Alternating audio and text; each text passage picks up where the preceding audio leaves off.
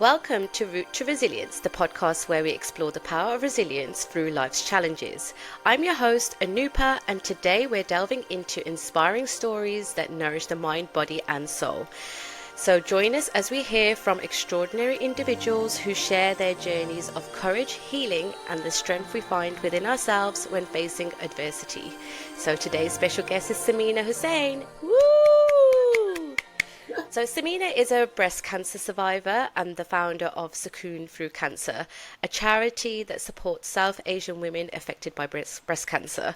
So after Samina was diagnosed in 2014, she has found strength through community and connection, and since has dedicated herself to empowering others facing similar challenges. Through her charity, she's created a safe space for women to share their experiences, grief and healing, whilst raising much needed awareness about breast cancer within the South Asian community. Thank you so much for coming on to Route to Resilience podcast. I really appreciate the time that you are giving all of us to share your amazing story. Honour and pleasure, Anupa. Thank you so much for having me. I'm really excited to be here, for being in this wonderful space with you. Thank you so much. And let's not dismiss this. You are the first guest, so I'm really pleased about that. I couldn't think of anybody better. Oh, that's beautiful. If we need fireworks and glimmer, this is going to be amazing. For anyone who is told for the first time that they have cancer, it's probably such a life-changing moment. Of course, it's a life-changing moment. So do you recall, and can you share the moment you received your diagnosis and what emotions you felt during that time? Oh gosh, Anupa, yeah, I remember sitting in that chair and when the doctor sort of looked at me, and they are quite disconnected emotionally, these consultants or clinicians, and said, "Mrs. Hussain, you have cancer." I think that was the most hardest message I've ever heard in my lifetime. Giving birth was easier. It was just very hard hitting, and I fell to the ground. I didn't know what to do with the words she'd just given me. I didn't know how to react. I'd gone by myself thinking, oh yeah, this will be nothing and I'll be fine. But actually, my afternoon turned into a roller coaster of emotions and events.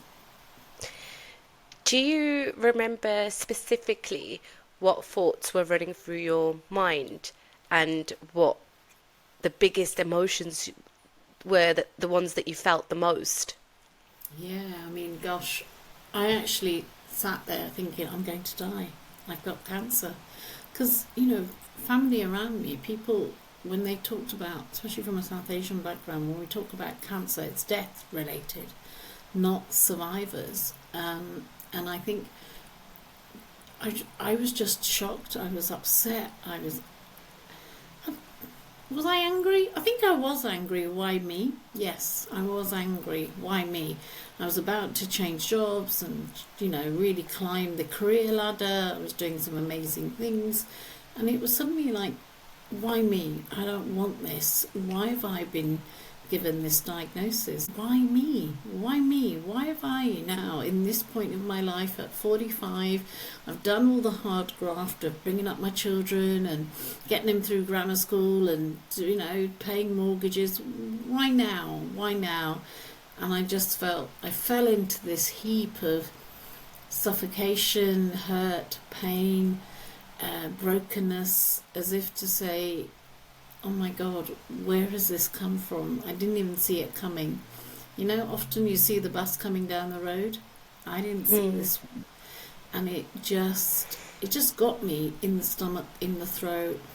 I just felt like, forget the tumour in the breast, I felt like my whole throat down was absolutely blocked with pain. And I couldn't speak. I can tell that it was such a difficult moment, but of course that was just the beginning of your cancer journey. So from that moment, how did you begin to build resilience after the diagnosis? What strategies did you use to cope? Okay, well, I think sometimes you have to hit rock bottom to start rising. And I think I needed to give myself that time and space, an opportunity. I hid away for the first few weeks, if I'm honest. I sat on my sofa, I did all the grief curve of, why me, cried, broke down. And then something switched in me to say, God has gifted me, God has chosen me for this journey. And I need to work out what is it that I need. You see, one thing that was really powerful and quite moving was I remember physically and mentally, psychologically putting a golden ring around myself, saying to myself, I'm going to protect me. All my life, I got married at 16, had a child at 16, been with my husband for 40 years, and I've been enough for both of us. And I think the cancer was the first time I realised I can't do it for both of us anymore. It's just me now. I need to focus on me. I need to think about what is it that I need now going forward to enable me to come through this path. And all I needed was to grant myself that time to process what has actually been said to me, but also not run ahead of the game, not try and think about what tomorrow's going to bring, what am I going to look. It was more about anchoring, okay, this is the facts, this is what I know, and this is what I need to deal with. I think what's been really powerful is find your tribe. Because actually, when you are on a cancer journey, the people you think are going to lean in and support you actually can't. Not because they don't want to, they just can't. They don't have the emotional intelligence or the understanding because they're too close to you. Even immediate family, best friends. But my coping mechanism was using Facebook, social media, sharing pictures. I rocked it bold as a Pakistani Asian woman, rocking it bold. I love that, Sam. Just, I tried, many headscarves and hats, but I don't know, it wasn't me. So I rocked it bold and I just kept going. And I think each day I was sharing a little bit of my story on Facebook. People were crying out, reaching in and saying, prayers with you. But do you know what was more devastating, Anupa? Was that women contacted me and said, thank you for sharing. And the most heartbreaking bit about my whole cancer journey was when women said to me, my mother died from breast cancer, but we were forbidden to talk about it. Okay. That's really interesting, isn't it? I find it really interesting. Why is it that the South Asian community doesn't want to discuss something that is happening to many women's lives? Like, breast cancer is real, it happens, and it happens to quite a lot of us. I mean, somebody knows someone somewhere that has had breast cancer, and yet you don't want to talk about it. What about supporting that person? I find that really bizarre. I think it's the cultural narrative around taboos. It's a private body part. Nobody wants to say the word cancer. I think also lots of families, if it's not openly an open narrative of dialogue, what happens is it's just not shared. And then, funerals happen and straight after a funeral, families are told, right, come on, you need to get back to normal life. Yeah. But there's a healing process that people forget. There is a healing process with any trauma, be it life, be it death. There is always a healing process. And I think what happens is that you don't actually come to terms with what your journey is, but then actually when other people share stories, and this is why I love short storytelling, when other people share their own parts of their lived experience, you can resonate and you can start to heal your own journey. So it's not reliving it, it's healing your journey to say, I hear and see someone else that actually has walked the path of my mother or my sister, That doesn't mean that it's going to be any easier, but it does allow you the space to heal. See, a lot of us hold a lot of hurt and a lot of pain, a lot of cultural narratives. I do not remember growing up and my mother telling me so and so had breast cancer or so and so died from cancer, because it was never spoken about. Mm. And do you know what? Like going back to what you said about when you first heard about the diagnosis, you actually gave your self time to grieve and to take on board and process what you had just been told. Um, this is, I'm not generalizing, but I'm also from a South Asian background. So I have a little bit of knowledge about what women are like in that community.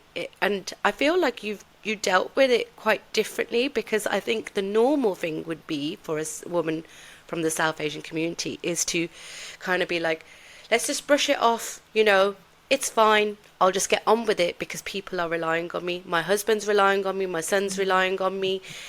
And it's that kind of like, I have to be strong and just move on. But you actually gave yourself time to heal and process it. Also, I think that you telling me that you rock the bold is very, very fitting, because you are very bold. Like your personality is very bold, isn't it? And I think, when you get married at 16 and you have a Mm. child at 16 and you serve everyone, your husband, your family, you serve community. And that was my world. When you're always the caregiver, the straw that breaks the camel's back, for me, that's what cancer did. It suddenly made me think, I can't keep putting the mask on to say I'm strong and it's fine and, let's get on with this. I had to just take a step back from everything. My career, my job, I was about to start a new job in local authority, family, I had grandchildren at the time, and I had to hide, not hide away, that's the wrong word. I think I had to hide inside myself to find myself. Yeah. And I think that was the most precious gift I gave myself, is the time to really, really come to terms with, okay, what have I just been told? How is this going to impact me? And how do I move? How do I navigate now? Because I think I just found it, it all went over my head and I didn't understand. Now, when I went to the hospital on my own and I didn't take anyone with me, thinking, oh, it'll just be a cyst and, we don't have cancer in our family, no one's ever said.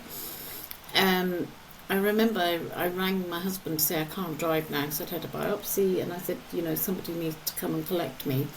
And he came straight away. And I remember at the door as he walked in, I said, Meri Kismat Kharab, which means, I'm doomed. My fate is doomed. Why have I been given this test? But actually, I think those words were more about my initial hurt and reaction. But what I say to people now, because cancer was good for me. Cancer was good for me because it allowed me the time and the space to find me, to really blossom and connect with what is important in life, to do with my faith, to do with family, to do with doing that work on yourself. Takes years in terms of, the resilience piece, understanding your own mind, understanding your self-talk. And I think what cancer enabled me to do was to do all of that work in a way that I'd never seen or gifted before to myself. Yeah, that's really beautiful, Sam. So I think this is a nice little segue into talking about the charity, because you talk about how you being diagnosed with cancer is actually, in now that you look back at your journey, it's allowed you to find yourself, and it's been a positive experience for you, which is, loads of people, maybe a lot of cancer survivors would probably say the same thing and resonate with you. But let's talk about the name of your charity. Just tell everybody what Sakoon means.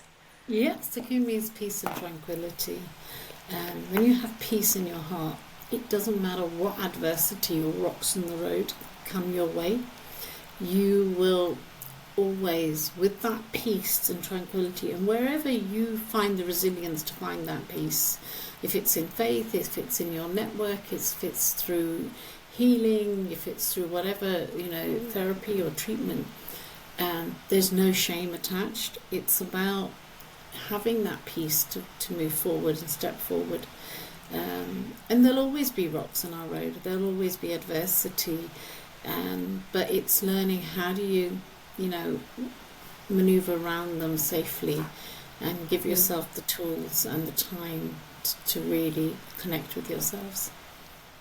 Yeah, I think that's really interesting thing because like I always think the same, like there's always going to be challenges. There's always going to be challenges around the corner.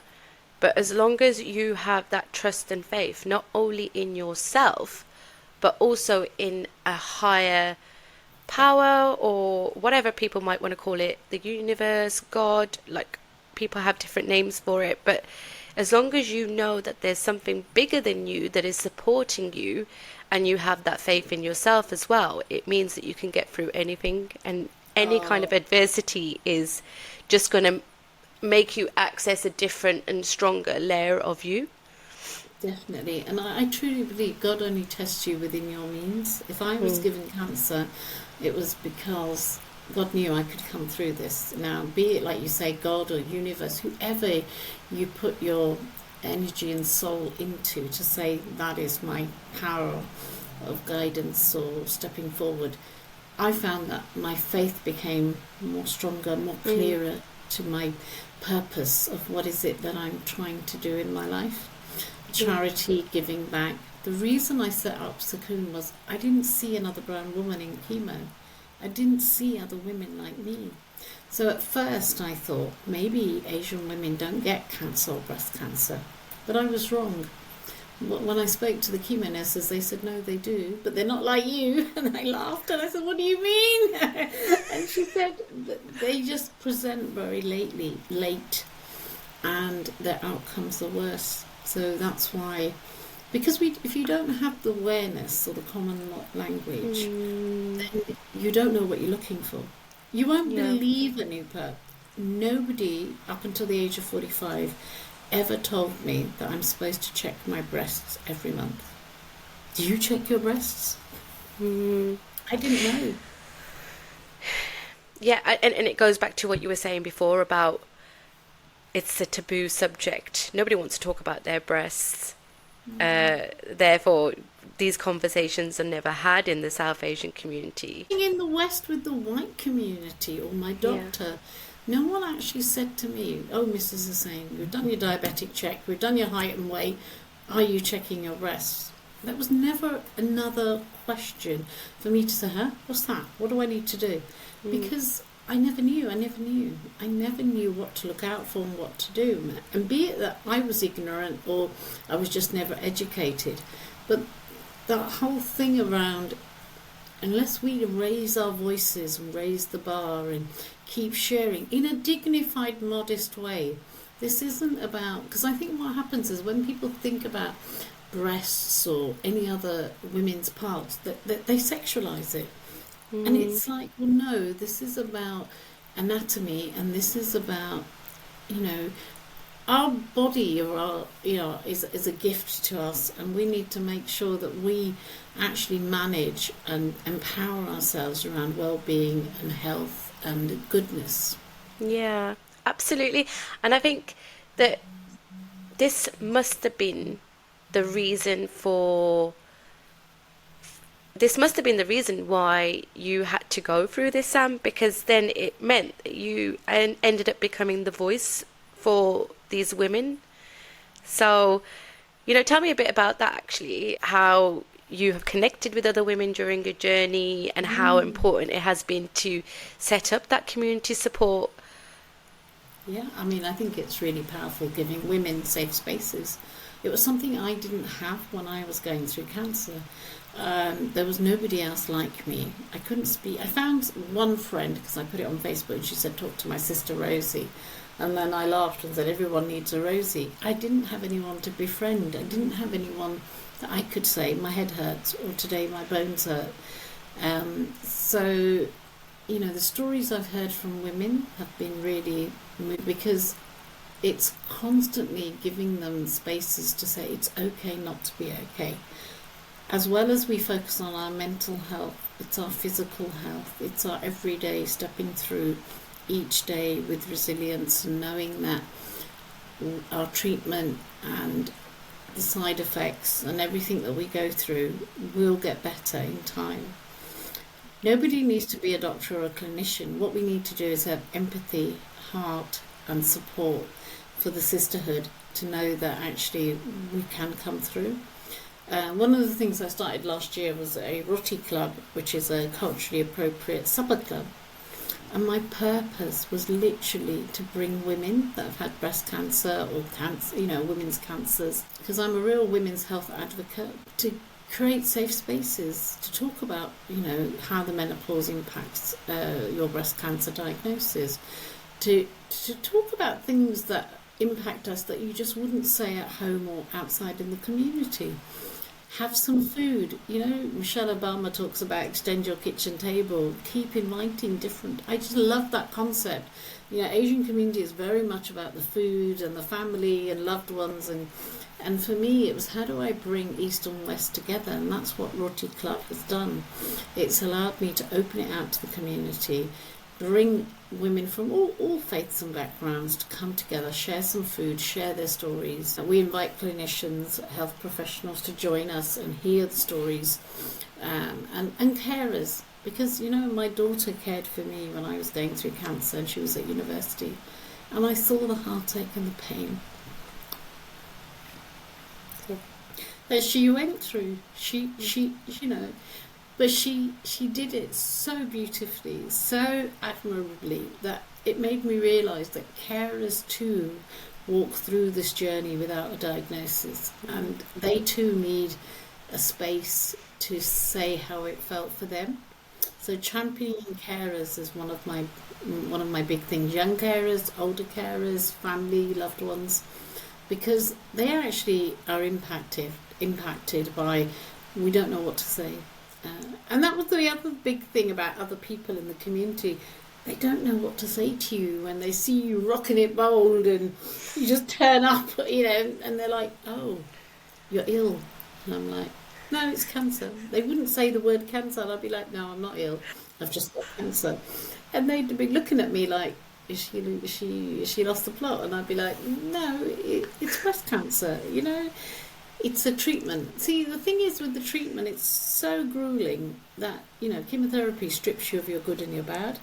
So you don't get a choice to sit there with a sieve and say, right, this is the bits that I want. And then I think the surgery also, because I had a lumpectomy, not a mastectomy, which means, they try and preserve the breast. But actually, I was quite mutilated. The way the surgery happened and the lymph node and all of the sort of cuts and stitches and removal of the tumour. When you know that you have a good community of people, or when you have a good husband, I couldn't look in the mirror. I couldn't look at myself. It took me 6 to 8 months before I would actually look at myself in the mirror.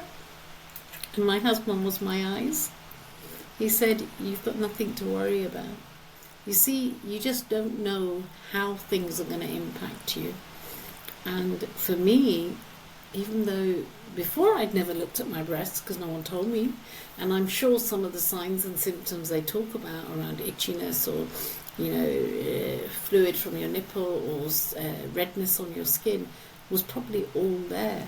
But I'd never done any self-examination or, look and feel type testing at home, so I wouldn't have known. But then after surgery, to look at myself was just, psychologically, it was a really hard step.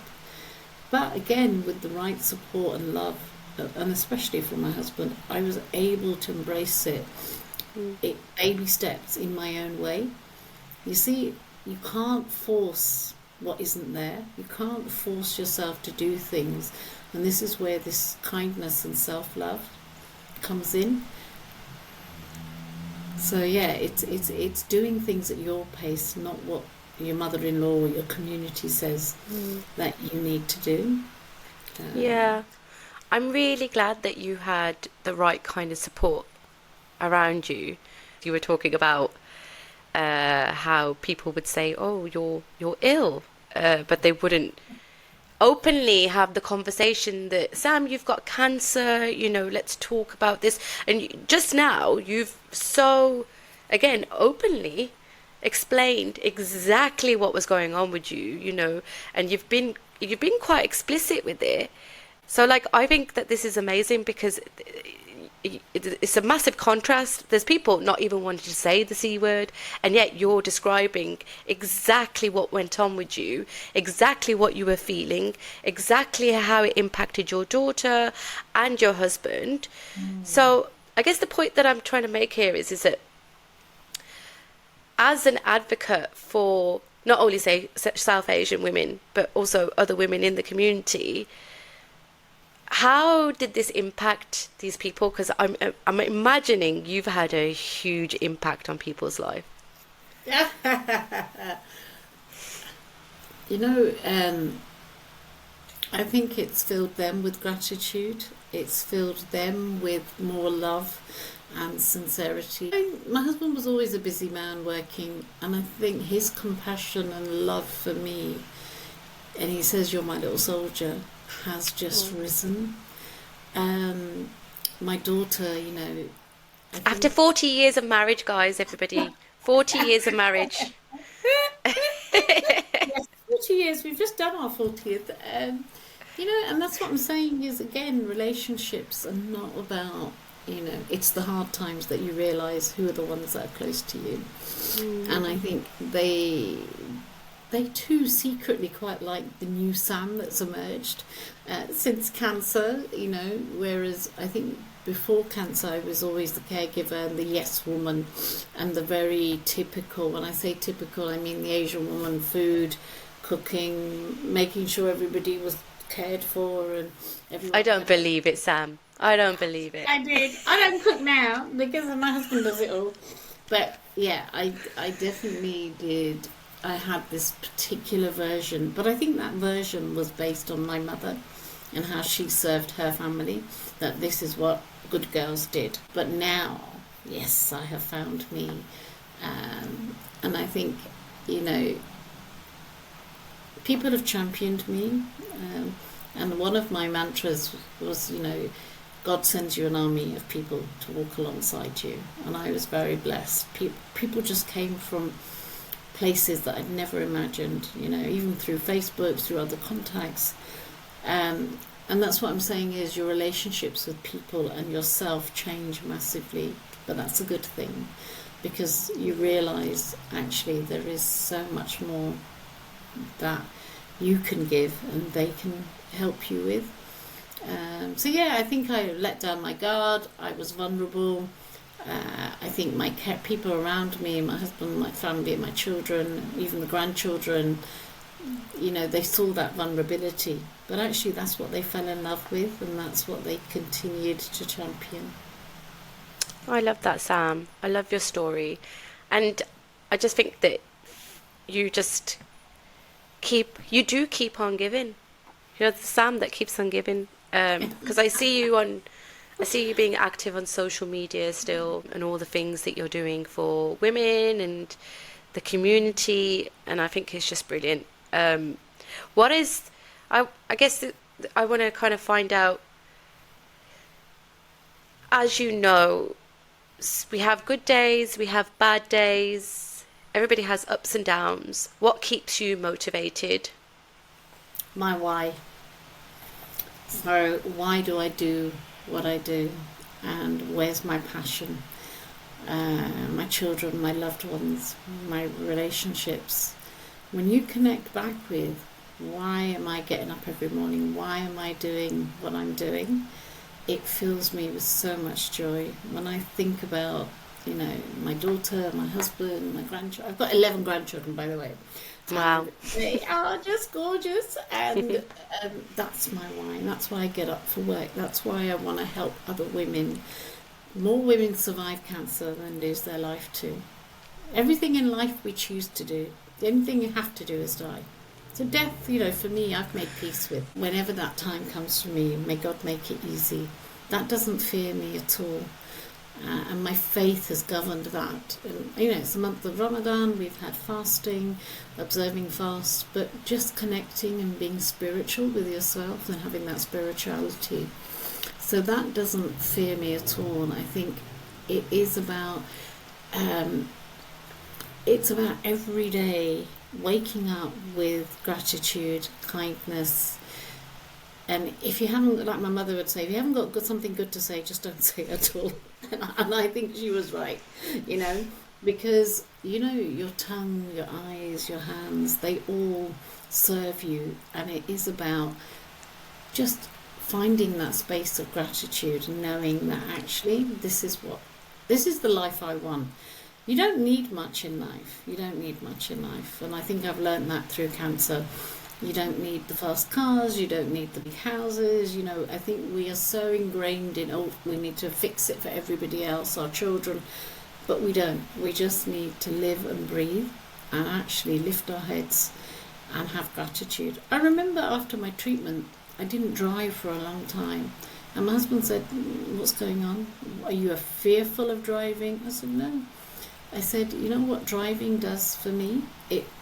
It puts me back on that gerbil wheel that I'm going to get back into a hectic life, and I don't want that. I said, the fact that I can open my door and go for a walk, for the first time I actually heard the birds sing, because I wasn't rushing anymore. I had this time to breathe, the time to feel the winter sun on my face, to walk, to hear the birds, hear children playing in their school playgrounds from a distance. They were the things I experienced post-cancer treatment when I was in recovery and, still going through chemo, doing my exercises. I think, it's focusing on your wellness. And I don't think I ever did that before cancer. I was too busy serving everyone else. Yeah. And when I say wellness, it's about your diet, your food, having a bit of exercise, connecting with other women that lift you and empower you. And actually, I associate cancer with empowerment. It's empowered me to find me, but also to do things very differently. I would never have dreamed of going to exercise classes or thinking about a walk or having a coffee and having time out. I'll go and sit in a coffee shop and watch the world go by. I always make sure I have my holidays planned, so I've got time out.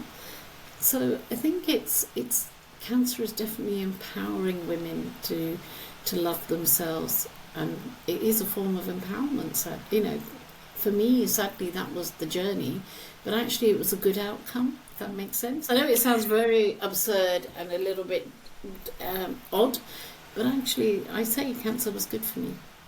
It doesn't sound odd at all or absurd, because what it sounds like is that the experience is now allowing you to live. It's like it's almost like it's giving you your life back.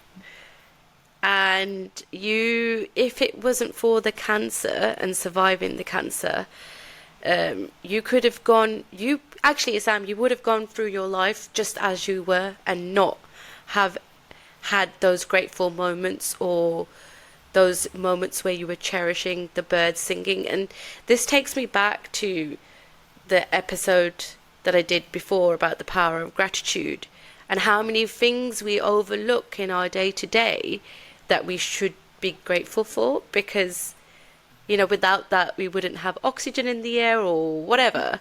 But we don't think about this because we are constantly focusing on what we don't have.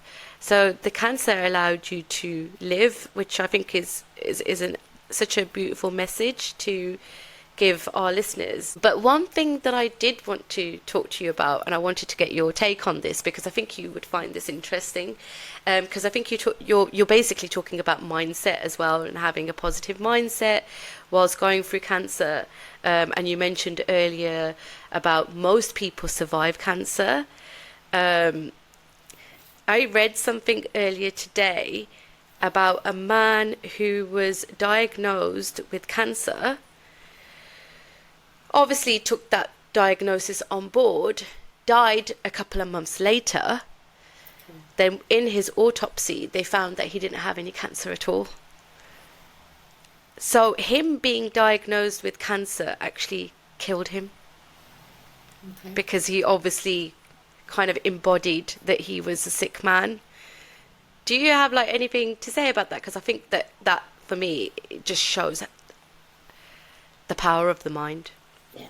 I think the power of the mind will heal you with the right support and advice. Like you say, it's if you live that life or mantra of gratitude and the half glass full, it doesn't matter what diagnosis, adversity comes your way, you will learn to navigate beautifully. But if you see everything as a crisis and a problem, and everything is the end of the world scenario, then you're starting from a very low base. And to try and reach the top of that mountain is going to take longer. And in the process, the hardship and the pain will kill you anyway. So why allow that to happen? Why not stand on a base that says, actually, I have the foundation, I have the skills. You see, I think the mind is so powerful. You know, when you look at even drug trials and placebos, the mind is really powerful. If I sat and Googled about every impact or every side effect to do with cancer, I think I would have diagnosed about 10 different cancers in my body, because you can actually, take on what you're reading and really embody that and say, that's it, I've written myself off. Yes, and I think what you have to do is not Google, and really surround yourself with evidence-based information, and then step out and say, well, do you know what? I have faith, be it that it's in God or in the higher universe, and I know that this is a test from God, because He knows that I can endure this. You're not going to get endured more than your test. Life is not waiting for the storm to pass, it's learning to dance in the rain. And you've got to keep dancing in that rain. And that comes with a smile on your face, that comes with having the understanding that yes, this is hard, but easier days will come. So in the Quran we talk about rarely with hardship comes ease. That doesn't mean that you'll get hardship and ease comes parallel. Rarely with hardship, ease will come. And when that ease comes, when I look at my life now to where I am, now to where I was, the ease has come in so many different ways that I could never have imagined. The gifts that I keep given on the opportunities to share and find my voice have been really powerful. To share my story, just being with you and how we connected, just been so beautiful. It's all meant to be. Because I believe in manifesting and manifestation, and I know you've talked about it in your podcast, and I've loved hearing about. You need to ask the universe, what is it you want?